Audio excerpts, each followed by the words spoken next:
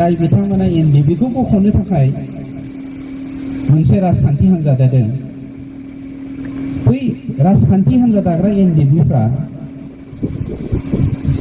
सानबैसे 60सा जेलाव थानाय मानसिनि थाखाय मोदै गदों साननो गोनां बाथ्रा। मानाव गेदेर मिसिमा ओनसोलाव दिनै एनडिबिनि मिटिं लानायजों लोगोसे मानाव गेदेर गबिन्द सार, मानाव गेदेर फेरेंगा सार बिथांमोनहानो डिपुटि चिफ, बिथांमोनहानो फरेस्ट एम। नाथाय एनडिबिनि थाखाय जेनाखि 60 जन जेलाव थानाय सोद्रोमाफोरनि थाखाय मोदै गनांगौआ सोर आरो गाबनांगौआ सोर आरो मावनांगौआ सोर? दिनै गुबुन पार्टियाथ' रावबो हानाय नङा, मानो होनना बुङोबा सरकाराव गैया। जाय सरकाराव थायो बेनावसो पावारा थायो। दा बेखायनो बिथांमोनहा गावसोरनो अधिकार नायगार दिनै जेलाव दोनै दोननानै दिनै ट्रान्स जोबहांहांआवसो एनडिबि जेलाव थानाय 60 जननि थाखाय सोर मोदै गफेनो रोंदों, नङा होमबा? थोंजोङै थांखिनानै बुंनाय बादि जादों इउनाइटेड फरामनि जेनाखि सोद्रोमाफोर बिथांमोनहा मालाबा मोदै गफेरदों नामा होननाय। मानो होनबा एपिबि पार्टि जोनोम होदों होननानै बुंदों। दा जेन'बा एपिबि पार्टि जोनोम होनायनि उद्देश्यआनो बेनो, मानो होनना बुंबा 5 बोसोर जानायजों लोगोसे जागुलायबाय सरकारा दिनैसिम एनडिबिनि केस फोजोबना होआखै, एनडिबिखौ जेलाव थानायनिफ्राय बख'नानै होआखै, दासिमबो उइद्र' खालामना होआखै। बिथांमोना सानो जानांगौ, मानो होनबा जेनाखि सेन्ट्रेल जेलनिफ्राय डिस्ट्रिक्ट जेलाव हरनायानो बेनो गनाय, नङा होमबा? नाथाय बिथांमोनहा माला गगोन? नोंथांमोनहादि पावारा जोब्बाय, पावार थानायावनो मावालासिनो ओरैनो गोदाव सोराव नों आंखौ एकदम गोदै गोबाब बुंफ्ला भट मोनगोन नंदों, थैब्लाबो मोना। आं नोंनाव सोंहरगोन, सोर बिथांमोन जेलाव थानायनि थाखाय सोर मोदै गदों? नोंथांनि मेगनाव मालाबा मोदै गफेरदोंना? मानाव गेदेर फेरेंगा सार, नों सासे फरेस्ट एम, नोंहा फुल पावार दङ, अल बिटिसिनि नों सासे एम होननानै बुंजायो, नोंनि समस्तिनिल' एम नङा। एनडिबिखौ नायनांगौ, एनडिबिखौ हेल्प होनांगौ, एनडिबिखौ सहाय होनांगौआ नों सारनि दायथ' नङामोन, नों सारनि दायथ' नङा। आरो एनडिबिखौ नायनांगौ, एनडिबिखौ सहाय होनांगौआ नों गबिन्द सारनि दायथ' नङामोन। एनडिबिखौ जेलनिफ्राय बख'नांगौआ नोंसोर सानैनि दायथ' नङामोन। दिनै नोंथांमोनहा गावबा गावल' थाखानि गादियाव उन्दु नङा होमबा? ओरैनो लेक्सार होफ्लादों।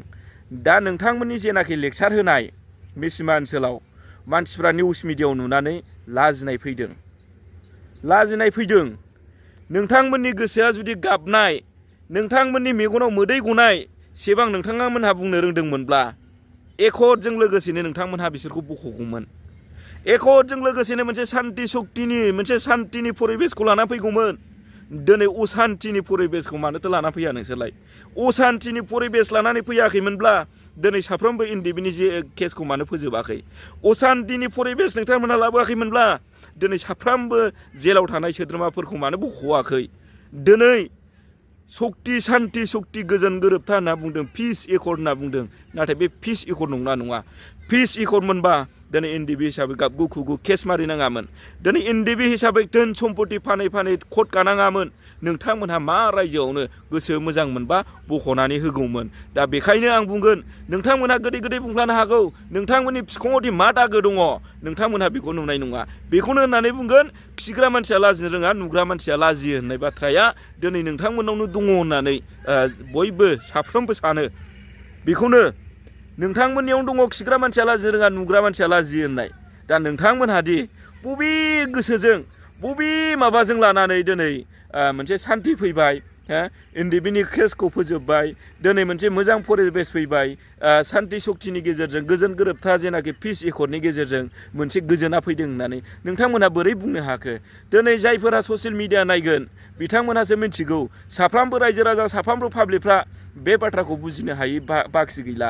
दा बेखायनो गोसो सिङावसो बयबो सानजोबनानै दङ सार, गोसो सिङावसो बयबो सानजोबनानै दङ बे इउपिपिएल सरकारखौ जोङो आरो खनसे लाबोबावनांगौब्ला आरो बेनिफ्राय बांसिन दंस' जाजोबगोन होननानैहाय। दा बेखायनो सिङाव स्ल'गाना जानानै दङ, परिबर्तन सरकार EPB दरखार नङा होमबा EPB दरखार जानानै दङ सिङाव बे गाना गायनानै दङ गोदोनि समाव परिबर्तन सरखार UPPL दरखार परिबर्तन सरखार प्रमद बर' दरखार होननानै बुङोमोन नङा होमबा दायो परिबर्तन दरखार EPB सरखार परिबर्तन दरखार डक्टर अनजालि दैमारि दरखार होननानै बे सिङाव स्ल'गान जाजोबनानै दङ नोंथांमोना हाजारखि बुङा मानो हाजारखि गोदै गोबा बुंफ्लाया मानो बे मालाबाबो मोजां परिबेसाव फैला आरो नोंथांमोना सरखाराव फैला मालाबाबो देरहाखानाय नङा बे जेननायनि अनगा जेबो गैया सार बिथांमोना सानफ्रोमबो थाखा फैसानि दावराव जाबाय थायो फोरमान दं जोंनाव मोनसे पार्टिया बिसोरनो थाखा हराबानो गावसोरनि बेले बेजे जाबाय थायो गारियानो सोलिया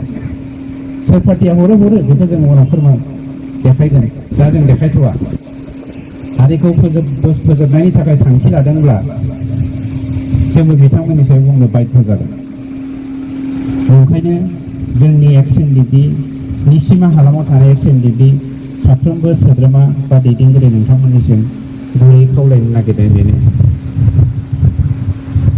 नोंथाङा मास पार्टिखौ सापर्ट खालाम जोंहा बेवहाय बुंनो गोनांथि गैया किन्तु हारिनि संरैखानि थाखाय जोङो जिउ थै गासैखौबो बावबोदोंमोन न'खर बावबोदोंमोन बेखौ खेबसे रिमाइन्ड खालामफिननानै हारिनि खौसेथिनि थाखाय बाथ्रा बुंनाया गाहाम खामानि मावनाया गाहाम दंबावो बा गोनांथि दंबावो जोंनियाव मोनसे हानजानि आफादगिरि